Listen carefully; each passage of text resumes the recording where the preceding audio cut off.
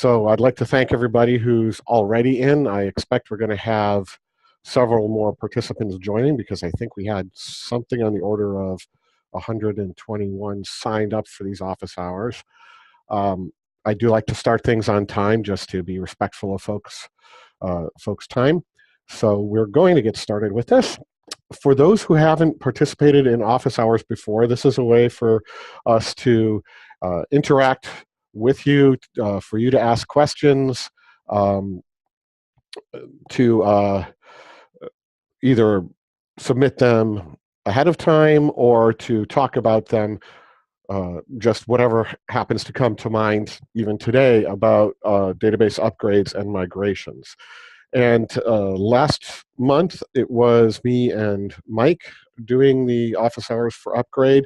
Today, it's primarily going to be me and Bill. We'll introduce ourselves.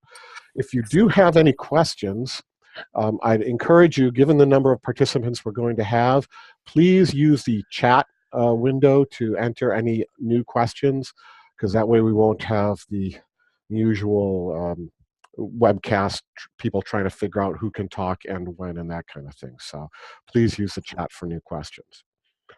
I have prepared this very brief presentation to cover the two questions that got submitted in advance, and we'll start with those, but then we can move on to whatever anybody else has on their minds. So first order business introductions. My name is Roy Swanger. Been working for Oracle for a bit over 22 years now, actually a bit over 23 years, and I'm Vice President for Database Upgrade and Utilities. And in this context, database utilities mean data pump, SQL loader, the metadata API, transportable table spaces, those kind of things. They're documented in the utilities guide. So it's very different, of course, from the Oracle utilities applications out there. So I just want to be clear about that. And I grew up in the Buffalo area in western New York State. It's an area renowned for the amount of snow we would get every year. We would often get as much as a meter of snow in a day.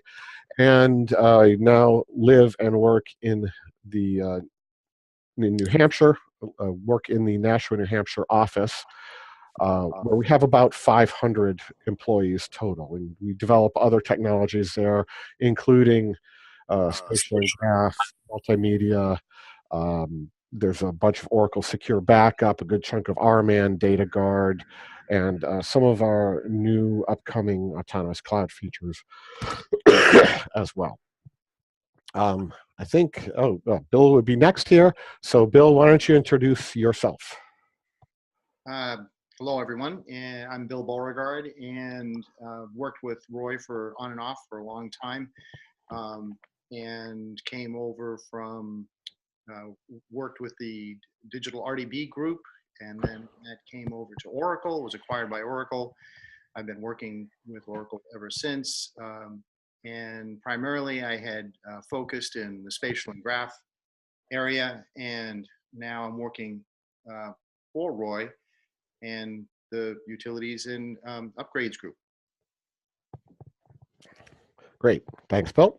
And we are thrilled to have Bill with us because it seems like we always have new places to migrate and move things to, and lots to talk about when it comes to data pump. And Bill's also in the Nashua office here. I have Mike's slide here. I think Mike is still on, or is he? Mike, you still on? No. So I am on at the moment. So for the next 10 minutes until I board the airplane. Yes. So Mike is on. Everybody knows Mike when it comes to database upgrade. He's been with my team for how many years, Mike? 9, 10, something like that. But actually, we celebrate our 10th anniversary on 1st of April. Ah, yes, April 1st, Easter and Mike's 10th anniversary with upgrade. So that's our product management team here for the area. So now let's get to the questions that people have asked in advance. And this is the first one, and it was about what's the best approach to take when upgrading from 11.203 to a 12C pluggable database. And they were looking at what approach to take, especially going to 12.2. And is it better to upgrade in one step? Should you upgrade to 11.204 first and then to 12.2 and so on? And that's this is a common question from people who are in that non-CDB environment who are going to go into a PDB, because excuse me, the upgrade and plug is not really a one-step approach, because you can't go directly during an upgrade from an 11.203 or 11.204 non-CDB into a pluggable database. You would either have to upgrade and then plug, or use a different method to migrate. So let me go over a couple of the options here. One option would be to simply use something like Oracle Data Pump to migrate directly into a pluggable database. So in order to do that, you would first have your container database created. You would then create a PDB. Now that's a very fast operation, creating the PDB, less than 30 seconds. And then you can simply export from your source database and import into the PDB. You could do this over a DB link if you wanted to, and that would be a very good way to go into that 12.2 PDB. It has the advantage of leaving your old database as a nice fallback, just in case something didn't go well during the migration, or in your post-migration testing you find that something isn't performing the way you want it to. So you could use Data Pump like that. Another option would be to upgrade your database and then plug it in. So again, when you start with your target container database, you have your 11.203, 11.204 database, which the first thing you have to do is upgrade to 12.2 in this case. You then start the database read-only, create an XML description file. And this slide is not displaying properly. Okay, I'm just going to go this way. I don't know why it's not displaying properly. We'll just go with the full screen normal view. So hopefully that's visible. So you would create this XML description file using the DBMS pdb.describe call. That XML descriptor file is basically a manifest of everything that's in your database, along with the most important characteristics of it, such as character set. That's a big thing that you want to know when you're going to be plugging into a container database. Less important now in 12.2 when we support multiple character sets per CDB, but it was definitely very important in 12.1. Then you shut down the database, and then you plug in using the create pluggable database statement.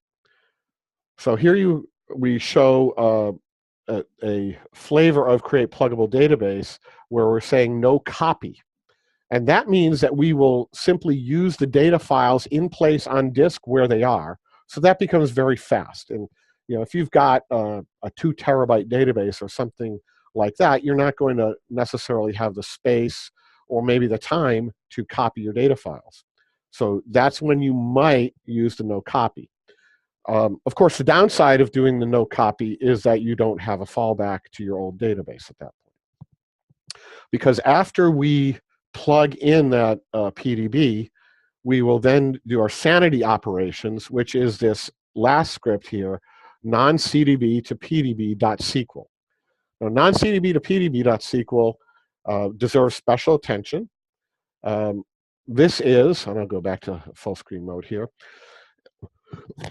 we call it the sanity script that you run when you're plugging in a non-CDB. Well, what it does is it basically goes through your new PDB's dictionary and replaces all the entries in the dictionary that should be references to objects in the container database root with what we call metadata pointers. So if you've got, say, in source dollar, you've got an entry for the DBMS stats package and each of the sub-programs in there. Well, in a container database environment, the PDB doesn't have its own DBMS stats package, that would live in the container root. So when you plug in a non-CDB as a PDB, we have to go through source dollar, that's just one example, and take all of those entries that refer to DBMS stats and say, no, these now point down into the container root. So this is an irreversible operation. Once we've done all this work, you are now a pluggable database. There is no PDB to non-CDB.SQL script. It's a one-way trip. You only run it once. At least in 12.2, it is rerunnable. So if you have a problem running it and can fix that problem, then you could rerun the script to finish that plug operation. I'll be honest, I don't have an example of a problem that you could encounter that would be able to be fixed and rerun it, but it is rerunnable.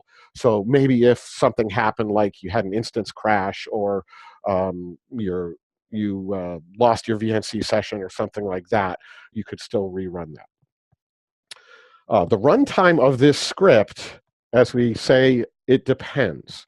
It really depends on, more than anything, how long it takes to run UTLRP. Because after we do all these replacing of metadata pointers in your database, or with metadata pointers, we have to run UTLRP because we will have invalidated all kinds of things that depend on anything in the CDB dollar root.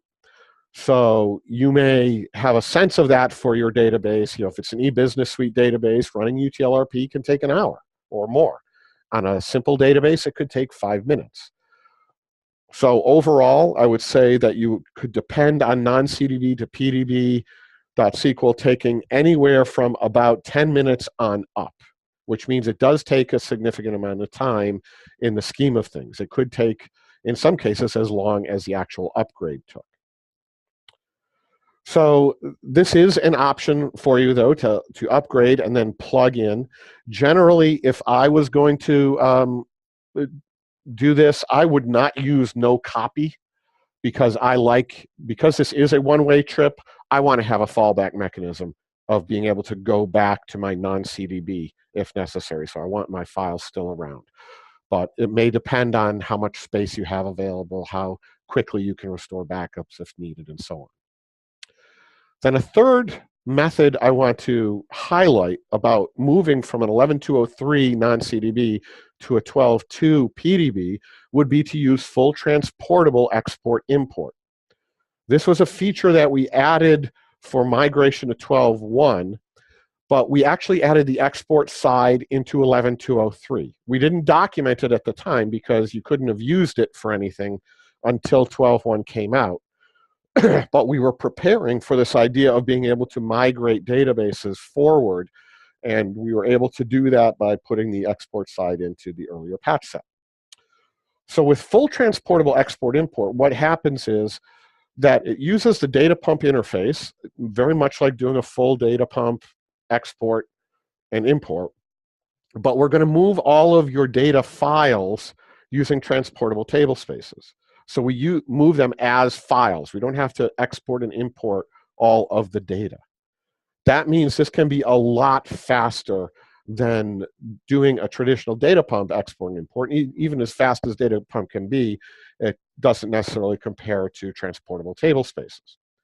So in order to follow this technique, you would create a target pluggable database to import into. Because we are still doing an export-import here, we need a target to export into. And then you might want to use a database link in this case. The reason for that is that we can move all of the metadata over that DB link, and we don't have to worry about any of the limitations on DB links, such as long data types and other things that database links don't support. So in this case, we create a DB link for our PDB back to the 11G database. And then we set our table spaces read-only. That's when your downtime would start for this. You could copy the data files to their new destination if you want to. You don't have to, but I consider it good practice, again, so that you have that nice fallback mechanism. And then you run import over that DB link. So this is a one command migration from 11.203 non-CDB into a 12.2 pluggable database. And this is basically the whole command here. I mean, you could add other options, of course, like metrics is in there, but you could use lots of other options here. We give it our DB link. And then the key for using full transportable is we're saying version equal 12, full equals Y, and transportable equal always.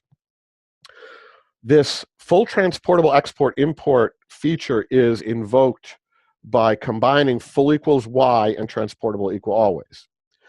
But in 11.203, you have to specify version equals 12 to denote the fact that you are indeed moving forward to a 12C database. Because otherwise, you will simply get an error saying you can't use full and transportable equal always together. Because for 11.2 to 11.2, you couldn't do that. Once you're going from a 12C database, you don't need version equal 12 anymore. So this is a nice technique that basically combines the ease of use of transportable table spaces with the speed, or the ease of use of data pump with the speed of transportable table spaces. And it was really designed with exactly this use case in mind of saying, I want to go from a non-CDB into a PDB, one quick step. Because notice one thing I don't have to do here, I don't have to run that non-CDB to PDB.SQL.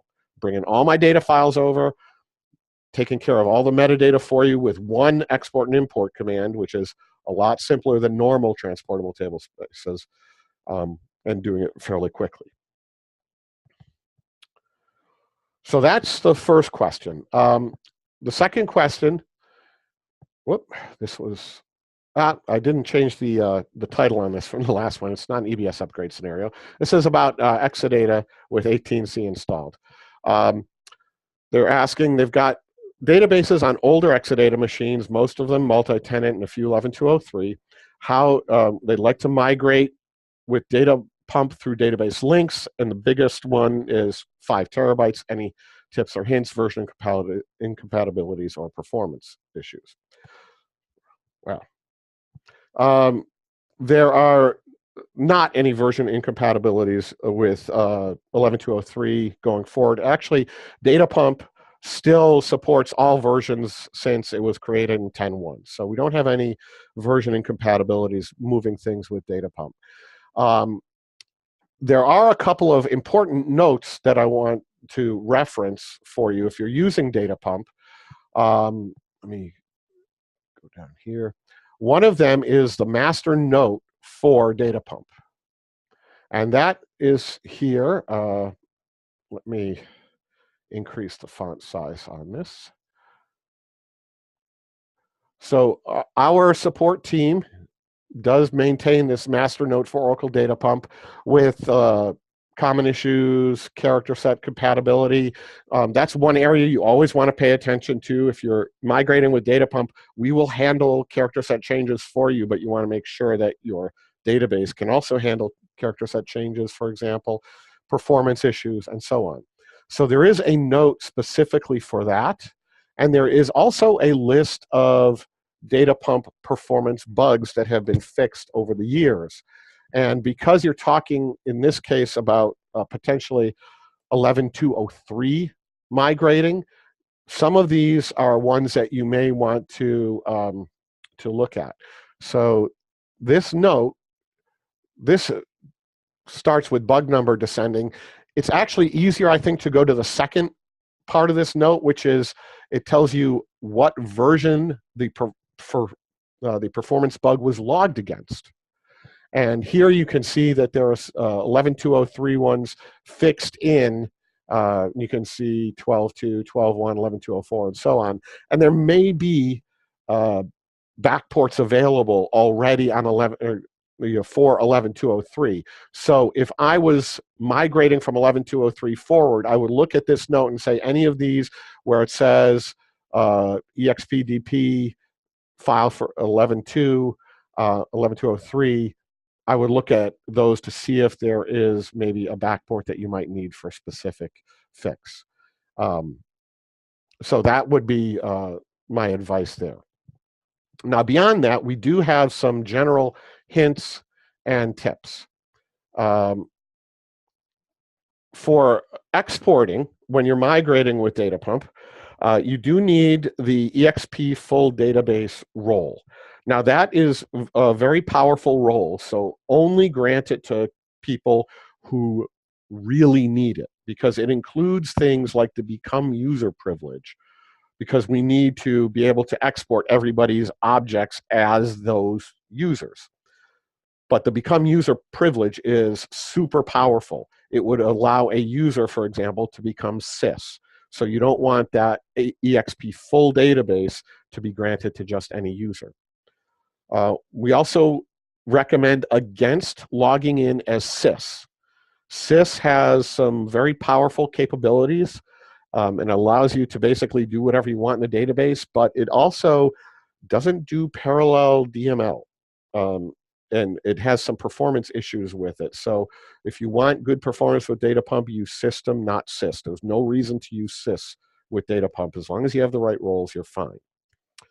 Now, if you're exporting from a running database, then, and this might be the case if, say you just want to export a snapshot from your production system and bring it into test, or you're going to export in Data Pump and combine that with Golden Gate to minimize downtime, then you're going to want to have a consistent export. And Data Pump, just like original export, is consistent on a per table basis, which means if you have a table with 100 partitions in it, and you do an export with, say, parallel 12, we'll put one partition per worker, and we'll get all those partitions done as of the same SCN. But when we go to do the next table, if there's stuff going on in that database, we will start at a new SCN for the next table.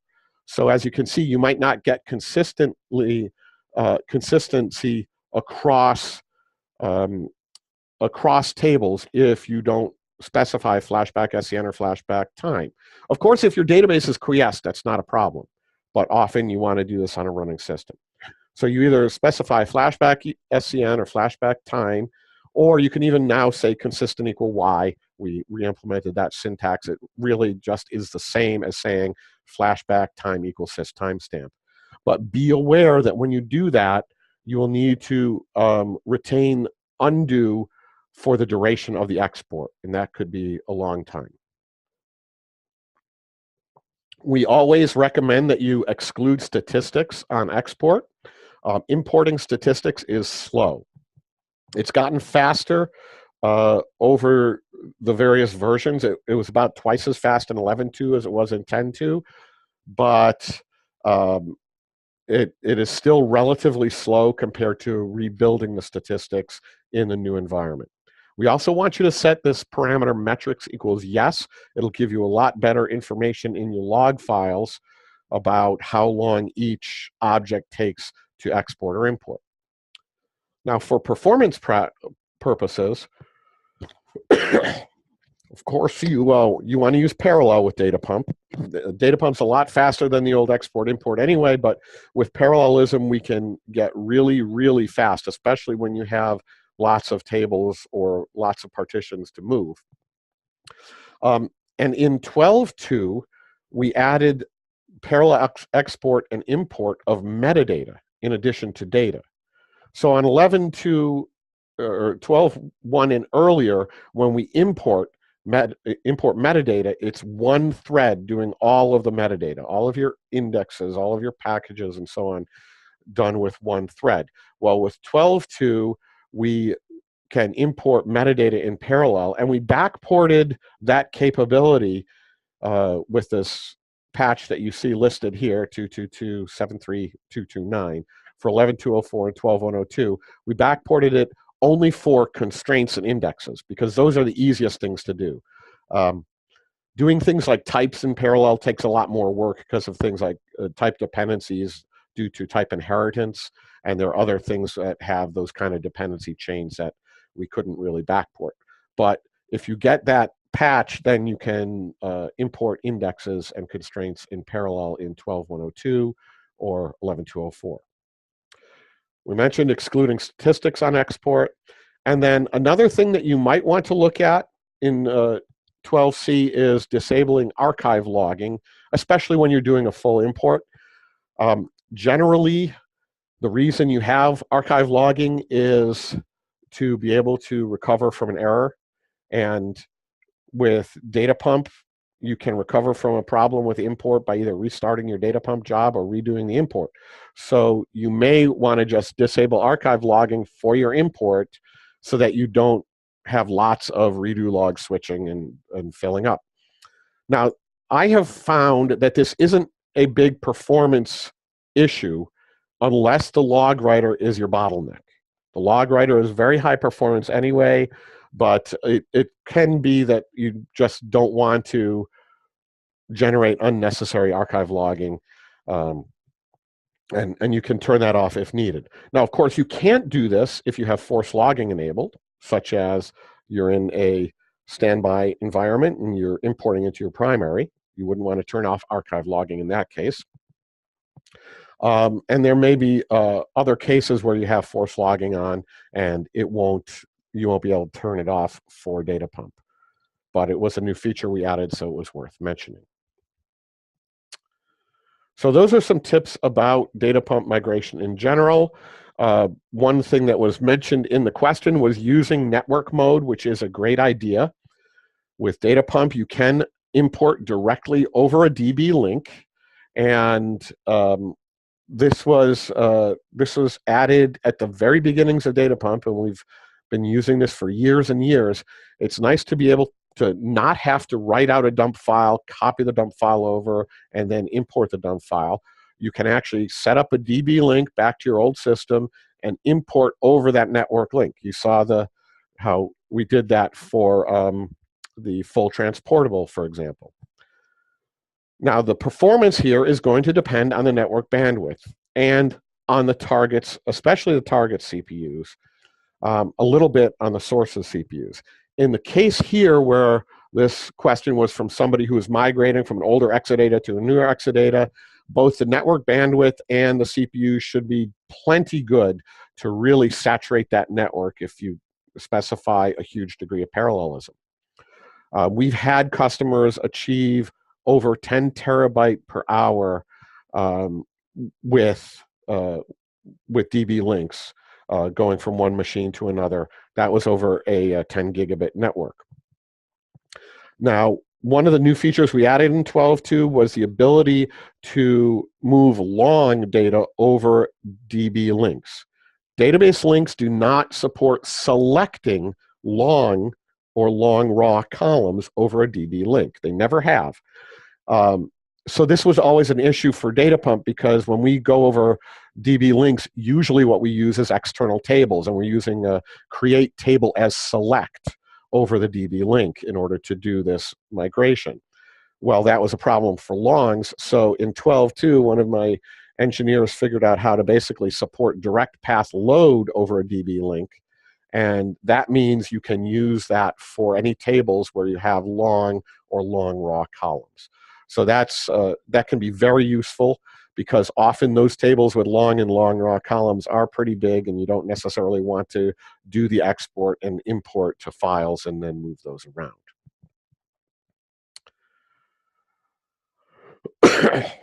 So those were the two questions we had in advance. I will now get to the ones that have come in chat. I just want to remind everybody that the upgrade blog is where you can find all the information about database upgrades and migrations, including the data pump side of things. It's at MikeDietrichDE.com. And we have a slide download center where we put our slides. Also, of course, you can get the recording of this along with the slides from the Office Hours website. But let me get to the questions here. Let's say, does DBUA undo automatically if I check make table spaces read only? We have DR, so guaranteed restore points not useful. Will cat reload.pl work for a failed upgrade?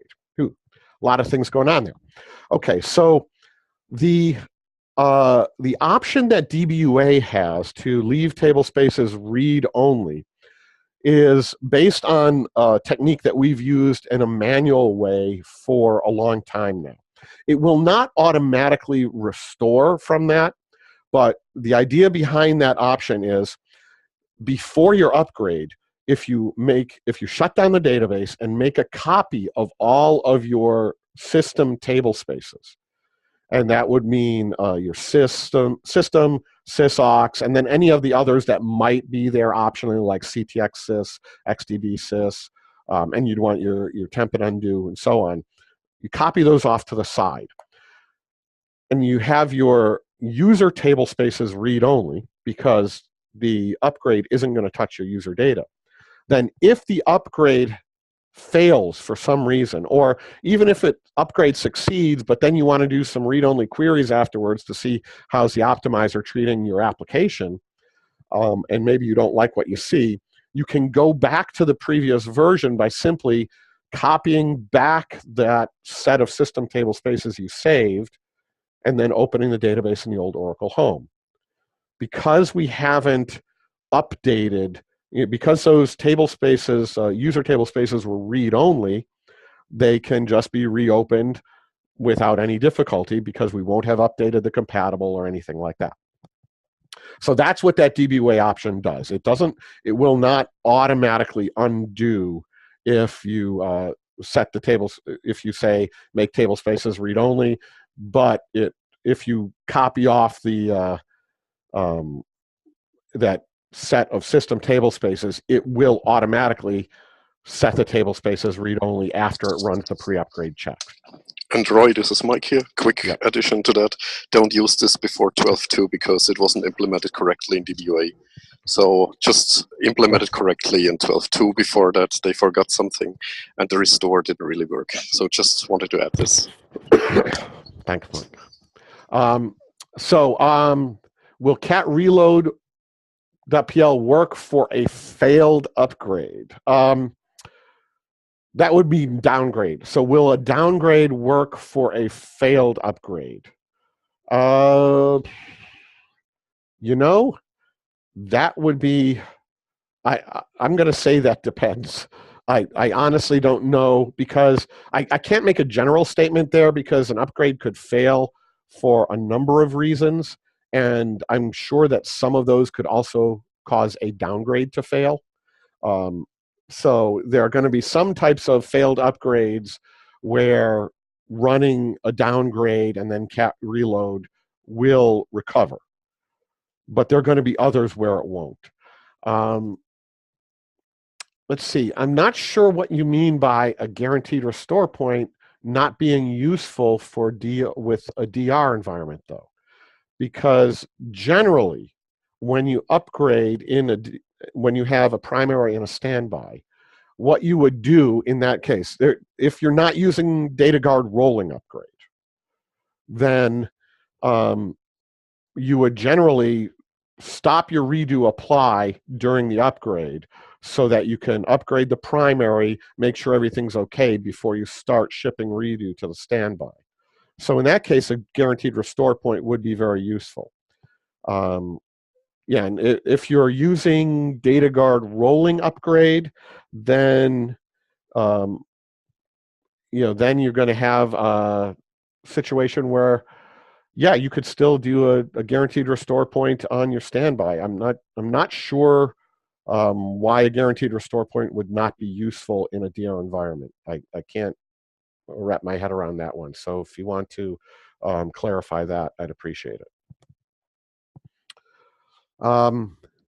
Okay. Yeah, I have a clarification. Sure. The issue is this: we have roughly 150 to 200 terabyte database, and our strategy is to switch the primary to the DR, and basically they keep the primary down while we are upgrading the old DR, now currently new prod. Okay, so we use let's say we use the guaranteed restore point. Something happened, whatever it is. We have not changed the compatibility, and everything stinks. So if we flash back to the guaranteed restore point, we have to open it, reset logs. That basically means we have to rebuild the standby, and standby is 150 to 200 terabytes, and we don't have the space. We don't have any. We won't be able to do it. That's a problem with the flashback to the guaranteed restore point after a failed upgrade or after successful upgrade, but initial testing shows that this is unworkable. Something terribly went wrong. Everything is frozen. That kind of situation. We flash back to the guaranteed restore point, but then we have to rebuild the DR. That's not possible. So okay, I'm trying to. So I mean, we use. May I quickly? Yeah. I think the issue is that you should do it the other way around. You should use your production database. You should drain your production load, set a GRP, and then upgrade there. And while you're upgrading, you take away the log transport from the standby. So if anything goes wrong now, destroying the production database, you would fail over to your standby, which is still untouched. And whenever you do a flashback and the reset logs, that reset logs and the incarnation going up will be propagated to the standby via the read logs as well. The problem you are seeing happens basically because you're opening the standby with a reset logs, and then you bump up the incarnation. And if you haven't done a proper switchover before really exchanging the roles between the two databases, that incarnation will never get propagated, and then you're in a terrible situation. So the proposed way is that you upgrade your production and not your standby. If you want to do that, then the right way is the transient logical standby rolling upgrade, where you start off with a guaranteed restore point on the production first, and then you make your standby a logical standby for a short amount of time, upgrade it, and then you switch over. That would be the other option. But don't upgrade your standby as the live upgrade. That's not the proposed way and not best practice. Yeah, we are thinking of doing the switching first, sync up everything, so DR becomes prod.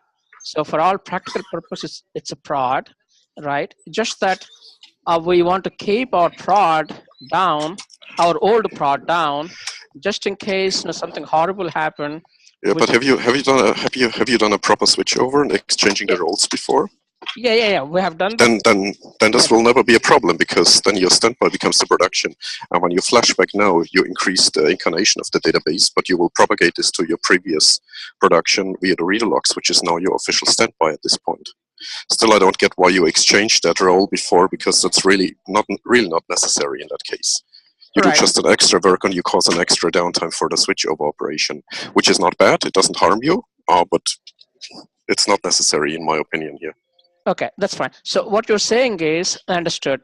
What you're saying is, even if I open my production in open reset logs, I can still propagate the same thing to the standby, and I can still resync. Yes, you can. I don't have to rebuild my standby after opening the production in the open reset logs. That's a great news. Thank you. You're welcome. Thank you, Mike. I'm glad your plane is not taken off yet. Not yet, but I'm in the plane already. Okay. Ours look already bad on me. Yes. Okay.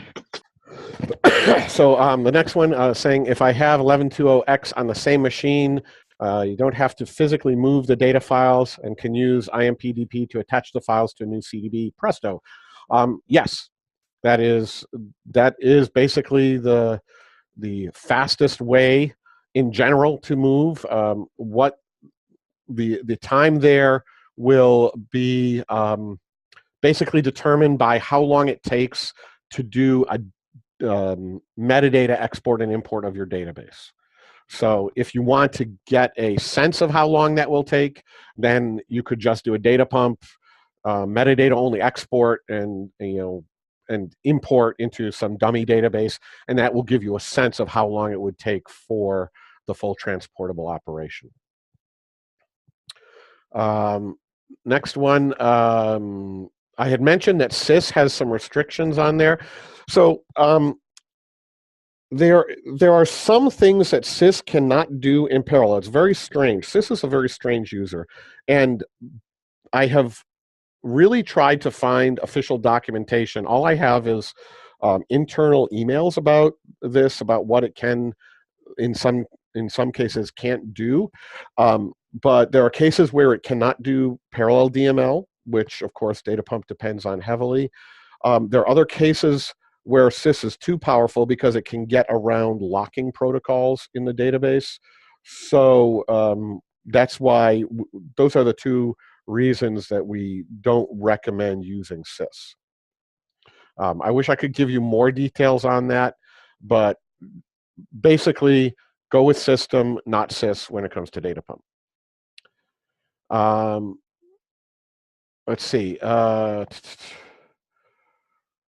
Can rolling upgrade using transient logical standby be achieved in a hybrid cloud? You mean the other way around, right? When you said use sys instead of system, you mean the other way around? I mean use system, not sys. Yes. Okay, thank you. That's Thanks, great.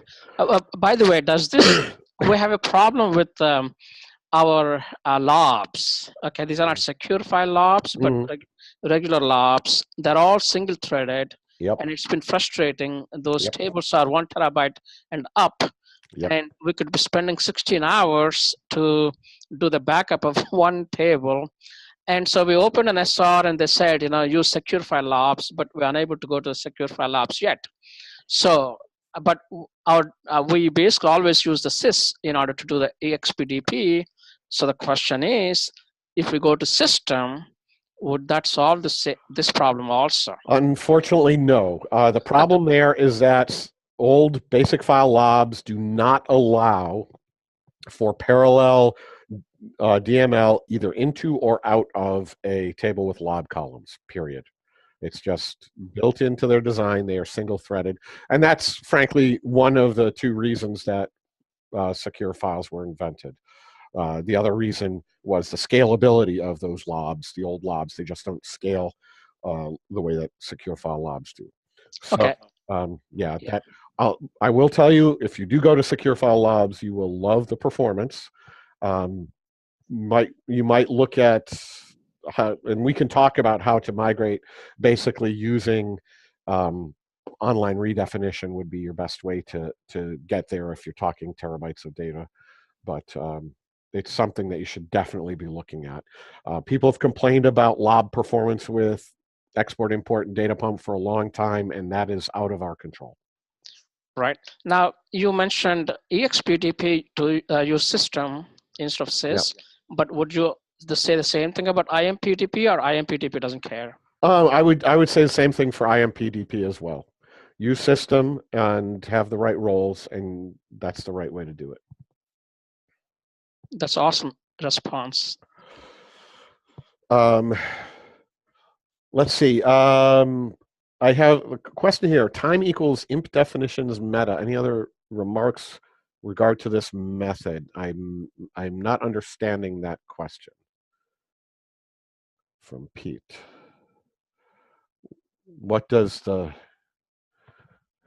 if you can clarify that? Yeah, is the voice okay? Yes. Okay, got it.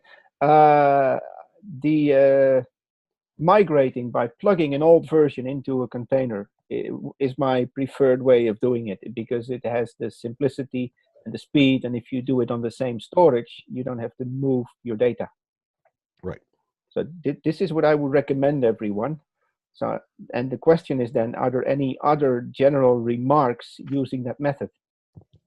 Are there restrictions, things that you would recommend we think of? Around that, because the aim is to give a bunch of DBAs the simplest and best understandable method of going from 11 to container pluggable database. Thanks. Yeah. So full transportable, I would say the restrictions that it has they've been greatly reduced over time. One is that we don't do metadata in parallel for transportable jobs yet. That will be coming sometime, not in 18, but maybe in a release after that. So the metadata performance won't be quite as fast as if you were doing a regular data pump import. But the other thing is to think about is just in general, transportable table spaces does have a set of restrictions on it. One nice thing about it is you can go cross-platform with this. You can do an RMAN convert on your tablespace data files, for example. So if you were going from AIX to Linux, you can use full transportable for that. That's very handy compared to trying to move across platform first, do your upgrade and plug in. But depending on the version, encryption and going cross-platform can be difficult. When we get to 12.2, actually, Data Pump will handle that automatically for you. But with 12.1, that can be an issue. You have to make sure that you have the right time zone version in your pluggable database. You have to make sure that it has exactly the same character set. So basically, any of those, if we look in the, I want to say it's the database administrator's guide. I'm going to try to pull this up on the fly here, so hopefully you can be patient with my typing here. We're going to look in the administrator's guide about transporting data across platforms, because that's where you will get the restrictions about various types of about transportable table spaces. Let's see. Resource distributed database management. Let's see.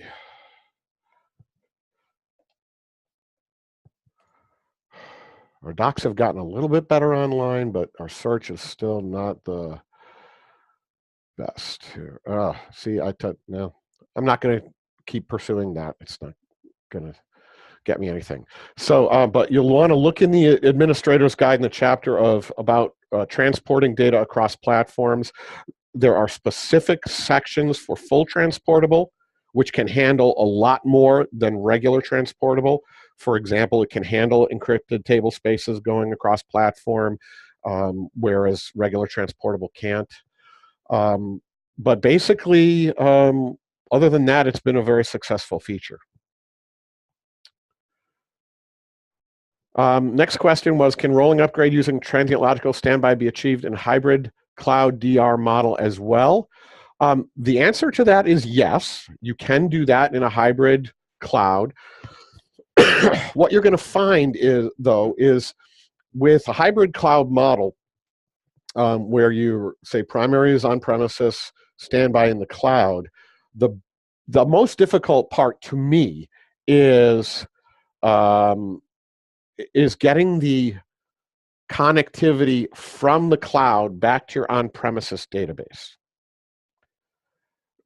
That I don't find any decent documentation on how to do that. It basically says this is an exercise left to the reader, and that's because it's very simple. You can do things like create a DB link from the cloud to your on-premises database if you can open the right ports. And that is always the question. For example, working at Oracle as I do, if I went to our global IT department and said, hey, could you open up this port in a global firewall for me so that I can have a DB link from my cloud database to on-prem, they would, if they were feeling nice, they would laugh at me. There's no way they're going to do that on a person-by-person basis. So then you end up having to do things like VPN tunneling or something like that to get that two-way communication going. So it's possible to have DR in the cloud with just one-way communication. That's the easy part. It's doing the backwards communication from standby to primary, which is needed for a rolling upgrade. That's going to be harder. If you can get that set up, then by all means, yes, go ahead, and you can do that transient logical standby in a hybrid cloud environment. So those are the questions that we had. I have another question. Sure. The question is, you mentioned somewhere ago, VNC terminal vanishes in the DBUA. What situations does it vanish? Ooh. You mentioned that, Yeah. actually. Yeah, we had a customer who talked about this, where their VNC session just crashed. Okay, so they were It happened to connected to us. their remote server, It and happened to us. and it was just a VNC error. Now the problem there with DBUA, of course, is that you're partway through your upgrade and your terminal session is gone. That means your database is partially upgraded. You can't restart it with DBUA, because DBUA will always open the database in the old Oracle home first to try to run the pre-upgrade checks, and then it shuts it down, moves to the new home to do the upgrade. Well, if you're partially upgraded, then when it tries to open it in the old home, it fails. So if that happens to you, then your only option at that point is really to do the manual upgrade. You can rerun the manual upgrade, and you can actually have it just pick up where the upgrade left off. If you use the -R for restart in 12.2, then it will figure out what phase you were on when the upgrade was terminated by, in that case, the VNC crashing, and it will restart. So if you were on phase 59, it will start on phase 59 and go from there. So that's the general advice. If DBUA crashes, or if VNC crashes or something like that, you can restart the upgrade with the command line. Right. Okay.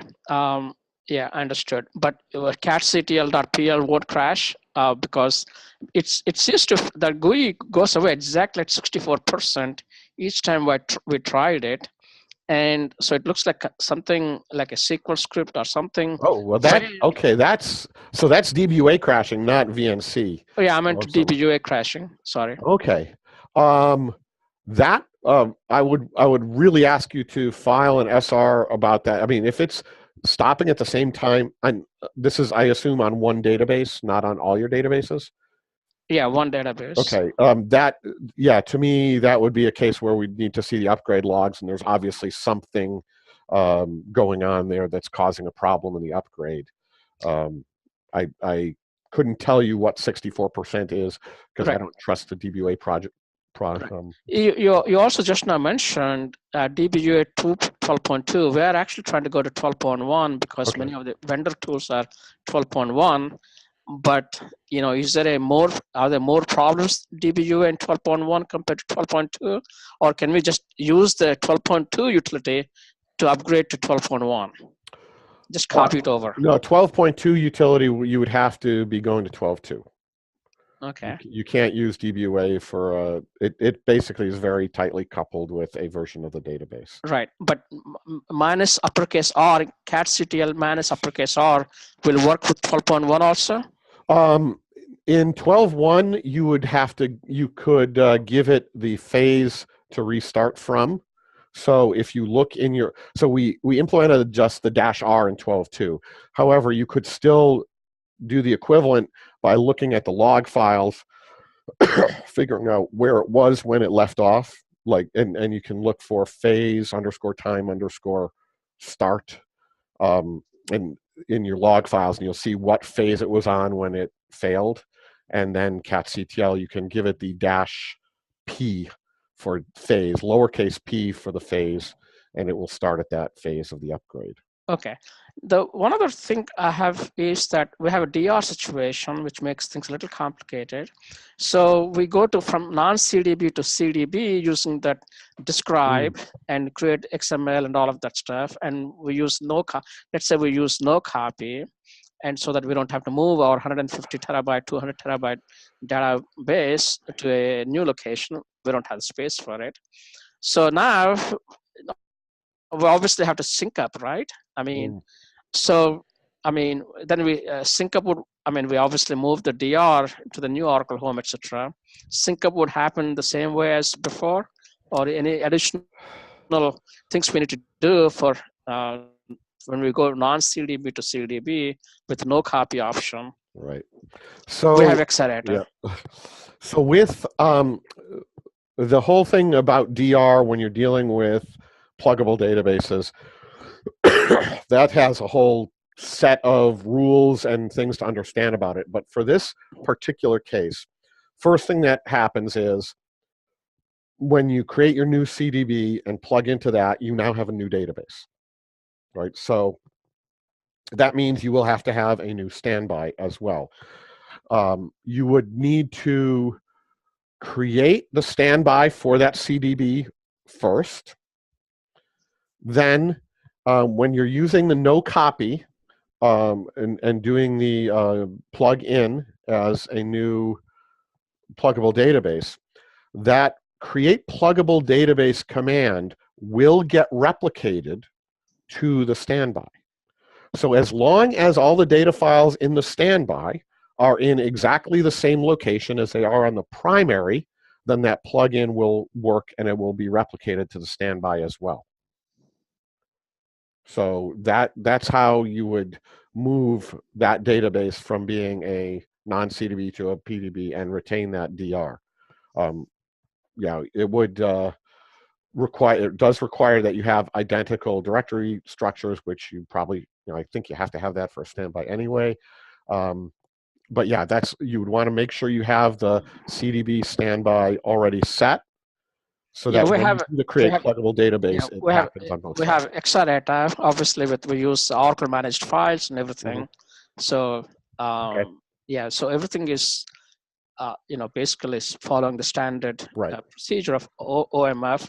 So we basically create a new primary CDB empty database and new primary standby CDB empty database, and basically do the non-CDB to PDB with the XML and with no copy, and then basically sync up, that whole thing. Right. Okay, straightforward. Okay. But any rules? You said a lot of rules. I mean, any well, rule that it's what happens when you want to do things like add another pluggable database there. You have to then do the same thing where you have to get the data files for that pluggable database. Like if you want to plug in a database from another CDB into that one, into your primary, then you have to get the files in place on the standby as well as the primary before you do that create pluggable database to plug it in, because the files, the data guard replication won't move files, it moves redo. So if you're dealing with files like you are when you're plugging in a PDB, then you have to have the files in place on both sides. Right. When you do this thing, when you create a new standby, right, and now you basically no copy, moved it, right? Now, is it going to copy the whole 9 yards of this 150? We're going to have one PDB with 150 terabytes or 200 terabytes of user data, right? Is it going to sync up the whole 9 yards of it, or it will also move those standby? I mean, we basically so all it will do in that case is it will replicate the create pluggable database statement, and then it will replicate everything that happens during non-CDB to PDB.SQL. And during non-CDB to PDB.SQL, what it's going to do is it's going to hook all your data files in, and it's going to go through the dictionary and all of that and replace everything with metadata pointers. It will not replicate the files. Okay, themselves. That's good. Yeah. That's great news. Yeah. Okay, one last question before we wrap up. Moving a multi-terabyte table with blob and cloud columns from 11.204 to 12.201, experimenting with network link IMPDP versus DBMS parallel execute, and standard insert as select over a database link. Are there any key advantages of one approach over the other that I'm not considering? There are not, to my knowledge, any advantages of either approach. If you are using basic file lobs, neither one will give you parallelism. You can say DBMS parallel execute with standard inserts, but it will still, what I'll say is you'll find that each parallel job will wait till the previous one is done, because you cannot do insert as select in parallel into a table with basic file lobs. If it's secure file lobs, then either one will give you parallelism. And people do one or the other for, kind of whichever is easier for them, because moving a table isn't that difficult. So I don't think, basically when we do it over a DB link, we are using create table as select. So, or if you've pre-created the table, we do an insert as select. So we're doing essentially the same thing. So hopefully that answers your question. Well, I'd like to thank everybody for attending this session of Office Hours. We're right up at 1 hour now. Time flies when you're having fun. I'm not sure what our time slot is going to be for next month. We may have to change it due to some travel. And by next month, the US will be resynced with everybody in Europe on terms of daylight savings time again. So things might shift around a bit, but keep your eyes open for that. And we hope to see you and more at that time. So I'm going to stop recording now, and thank you very much.